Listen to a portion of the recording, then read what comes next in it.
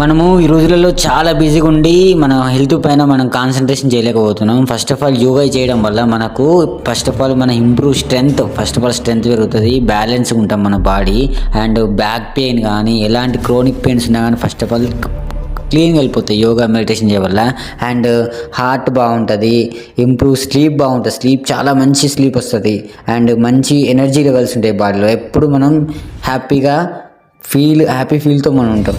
And yoga చేయడం వల్ల మనకి మెయిన్ ఇంకో ఐటమ్స్ ఏంటంటే స్ట్రెస్ హార్మోన్ తగ్గుతుంది, బీపీ కంట్రోల్లో ఉంటుంది, బ్రెయిన్ యాక్టివ్గా ఉంటుంది, ఫిజికల్గా మెంటల్గా మనం స్ట్రాంగ్గా ఉంటాం.